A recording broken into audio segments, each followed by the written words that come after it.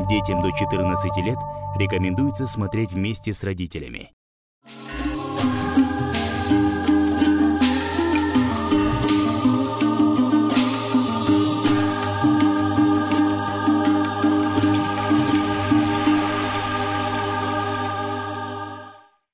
Ассаламу алейкум, уважаемые телезрители! В эфире передача «Субили Сөз» и я ее ведущий Турсунбек Амурзаков.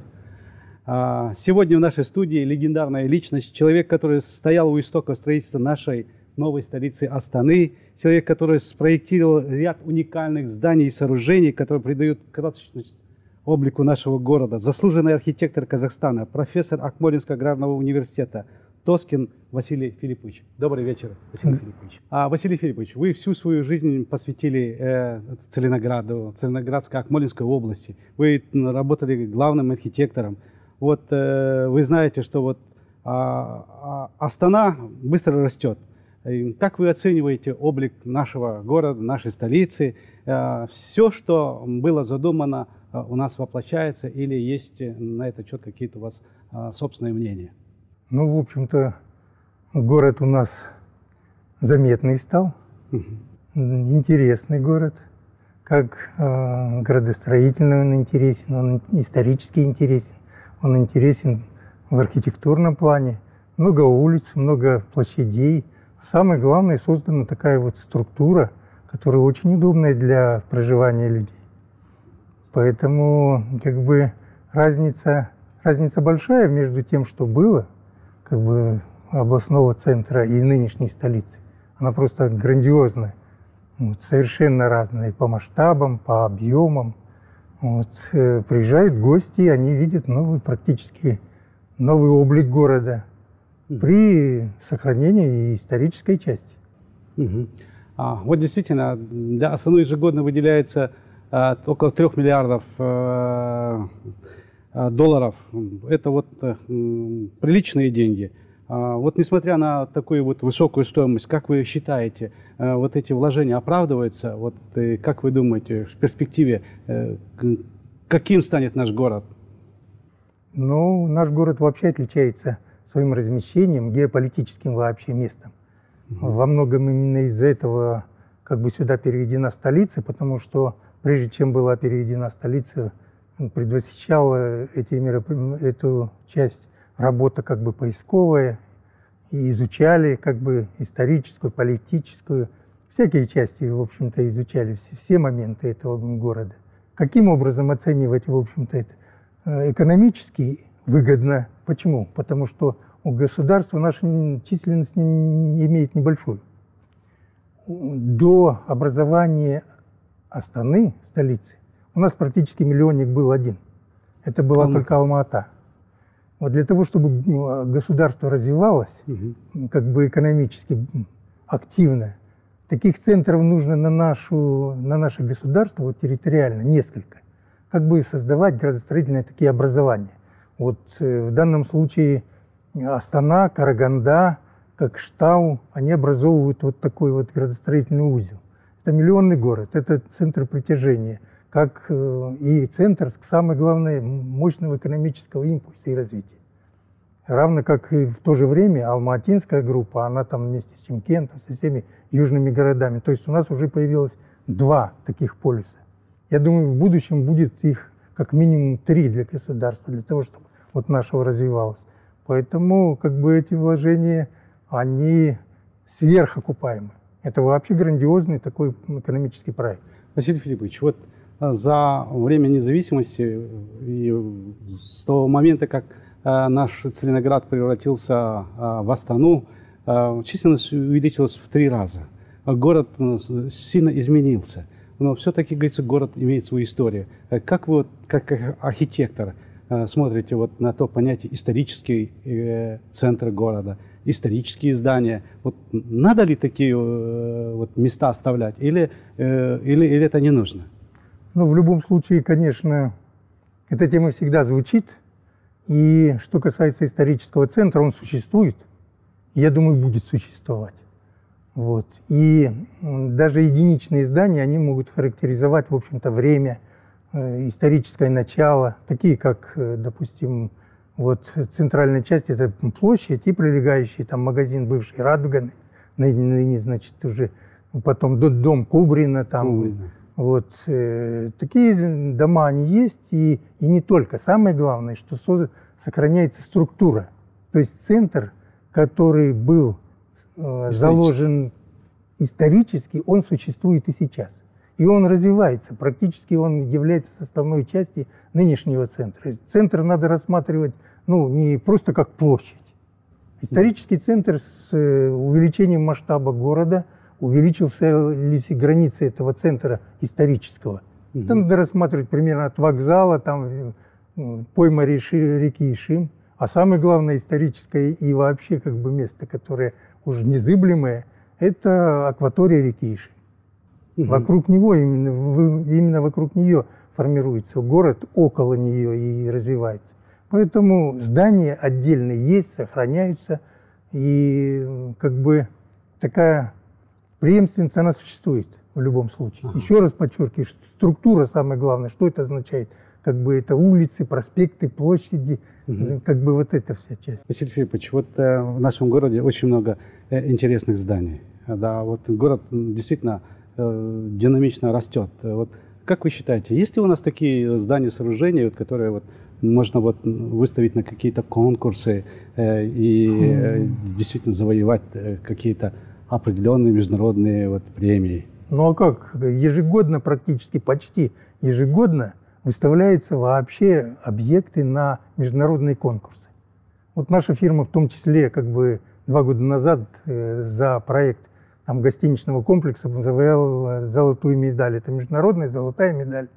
Как это делается как бы развитие. У нас очень интересно, есть много хороших, интересных объектов сейчас, настоящих. В Астане? В Астане, да. Ну вот мы сидим, объекты вокруг, в общем-то, они достойны любого европейского центра. Поэтому что такое как бы есть и что такое вообще хороший объект или как уникальный объект? У нас достаточно уникальных объектов. Другое дело, может быть объект и величиной не такой маленький, но вот если возьмем, допустим, бывший музей наш, дом Кубрина, он маленький, но он уникальный объект.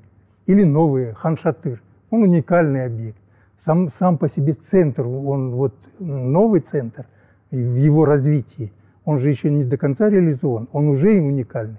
Вообще сам по себе как бы проекты нашего города, еще раз повторяю, ежегодно получают международные различные там призы, медали, поэтому всегда отмечается. Этим мы не обижены. То есть надо сказать, что вот развитием города занимаются наши местные архитекторы, привлекаемые архитекторы. Значит, разные архитекторы. В основном, конечно, основная как бы нагрузка на местных архитекторов. Но для проектирования различных объектов в результате конкурсов работают и заграничные, допустим, зарубежные архитекторы. Василий Филиппович, вот для того, чтобы строить вот этот генплан города Астаны, привлекли же вот японского архитектора Куракаву. Это для проектирования. И вы проектировали?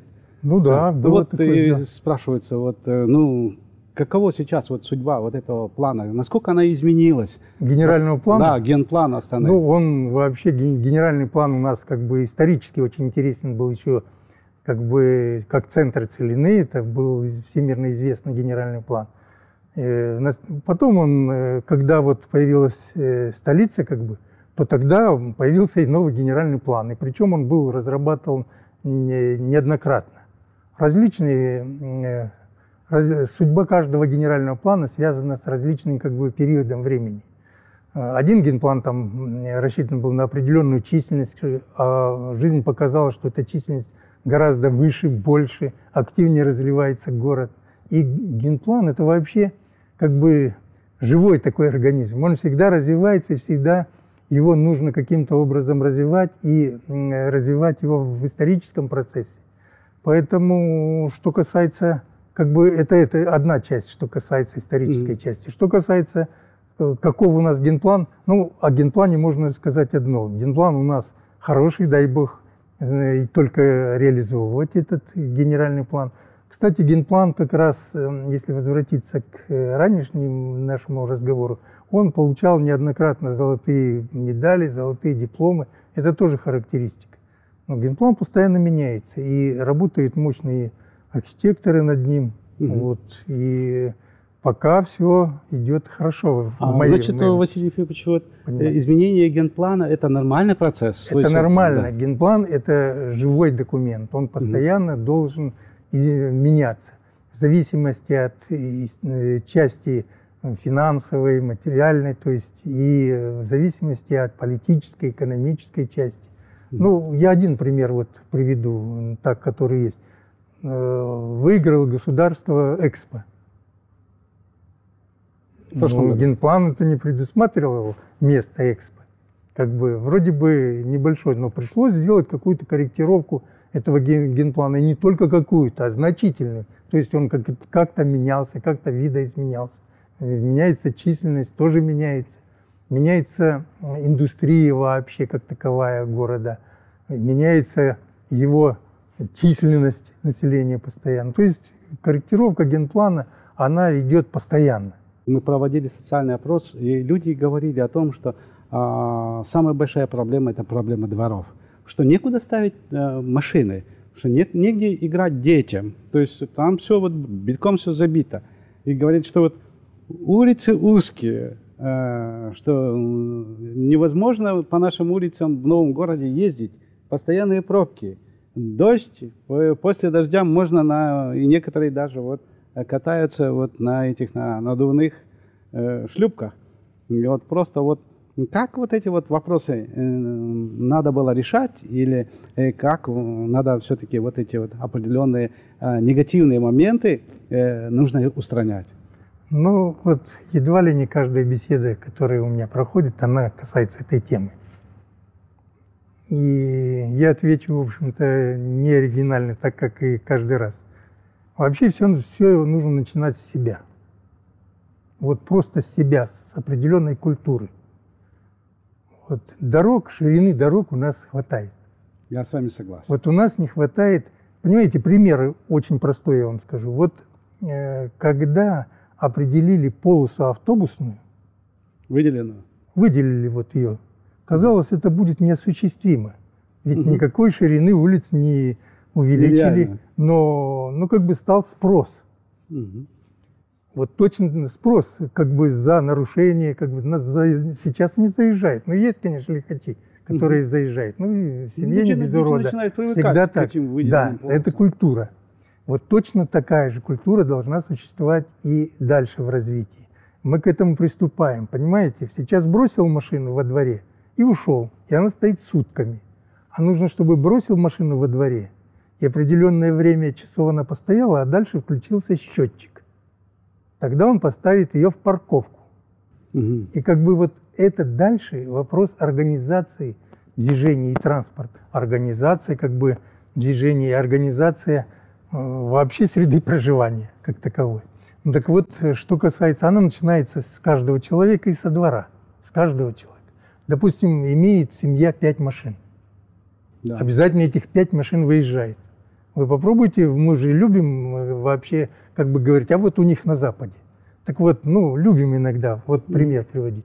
Ну и попробуйте в Берлине выехать на 5 машинах. Выедете, но уплатите все, что у вас есть в кармане, и не только. То есть это очень такое регулирование идет экономическое. Вот обязательно придет время, когда нужно, во-первых, самодисциплина. Самодисциплина в первую очередь. Если каждый будет соблюдать какие-то правила, во-первых, дорожного движения, потом правила приличия, потом уже правила, по крайней мере, ну, просто коллективного пользования этим транспортом. И это постепенно будет регулироваться и государством в том числе. Рано или поздно будут платными парковки во дворах, рано или поздно платные центры. И оно так и предусматривается. Вот нашим генеральным планом как раз предусматривается там развитие строительства парковок, центров. Зданий с парковочными местами. Не только. Значит, должны быть на въезде в город как бы определенные накопители, где транспорт может быть. Потом уже в городе должен быть, где можно транспорт оставить и перейти на общественный транспорт. Тот пример, который мы упоминали, когда появилась автобусная как бы полоса, ведь сейчас доступность, она же в разы уменьшилась по времени, потому что автобус движется в разы быстрее теперь по этой полосе. Да. Вот точно так же во все стороны нужно. Понимаете, бороться с запретами тоже нельзя. Люди приезжают в парк. Поставить машину практически, ну, как бы очень сложно, и да, запретили, а дальше? Парк-то, в общем-то, для нас. Значит, нужно организовывать все так, чтобы человек мог приехать, поставить на парковку, да, на платную, но он должен поставить на эту парковку. И знать, что это, вот он придет, и эта машина будет здесь, на этом месте. Законно и стоят. таких вопросов очень много. Это касается и ресторанного обслуживания, это касается обслуживания вообще потом внутри здания. Когда ты заходишь, тебя должны встретить и прочее. Да, Василий Юрьевич, это правильно, говорится. Вот это все создает архитектурный облик города. Это культуру города создает. Культуру города. Ну и вот, например, вот мы говорили, почему у нас все время после дождей вот такие эти лужи появляются, которые трудно даже легковому транспорту ездить? Ну, должен сказать одно. Конечно, может быть, это развивается меньшими темпами, чем, ну, как бы хотелось бы. Но я с этим просто знаком, когда-то занимаясь всеми административными делами и в города, и в области, будучи главным архитектором и города, и области. Я это знал, знаю и чувствую, как это идет. И выполняется эта работа. В первую очередь, это запроектировано в генеральном плане. Во-вторых, это при строительстве идет реализация. Или в Невке там обязательно делается. Другое дело, что это нам хочется быстрее. Это нам хочется быстрее, чтобы это была реализация. Вот, скорость реализации этих работ, она не совпадает с желанием жителей города. А в общем-то в городе ведь ведутся работы по благоустройству. Конечно, есть. Конечно, есть вопросы как бы локального размещения строительных площадок. Как бы есть площадки, которые готовы, но нет цельной системы, еще она не сложилась, цельная система, как ливневой канализации, так общей канализации. Она еще не выросла пока, но растет. Будем надеяться, я теперь тут тоже такой же. То есть вы говорите, это естественный процесс роста города, да? То есть... Это процесс роста города. Вот, понимаете, если неизбежно вот скоростной рост именно левобережья, он же как, если ничего не делать, тогда не ошибаешься. А если чего-то делать, то обязательно как бы есть такие задачи, которые требуют определенного времени. Вы спросили, как строители. Вот есть вопросы качества. Где-то не сделано, где-то сделано некачественно. То есть это накапливается вопрос. И, конечно, это решается параллельно. Не всегда так успешно, как хотелось бы. Но наш город имеет свое определенное лицо. Согласен. Да, оно растет, да, оно еще, ну, как бы наш город младенец по сравнению как бы с другими столицами. Ну, что такое там 20 лет? Это вообще не срок. Ну, что это такое? Вот. Поэтому есть свои сложности. Другое дело, что есть и вопросы, которые так решаются или иначе. Ну, я не думаю, что именно сейчас нужно говорить о критических, понимаете? Василий Юрьевич, вы как большой зодчий архитектор, да, действительно оставили большой след в нашей столице, в нашем городе, и как в Целинограде, так и в Астане. Ваш авторитет незыблем. И действительно, город растет, и, соответственно, наши требования опережают рост. Да, и мы как-то вот стремимся, чтобы все было, должно быть идеально, чтобы у нас никаких ошибок не было, чтобы вот не было такого, что вот, ну, человек растет, он падает, спотыкается, как и ребенок, который вот идет и растет. Большое вам спасибо за ваш интересный рассказ. И я просто думаю, что вот наши телезрители, увидев вас, на многие вопросы получили ответы. Большое вам спасибо. Желаю вам успехов. Уважаемые телезрители, хош сау, валангздар. До следующих встреч.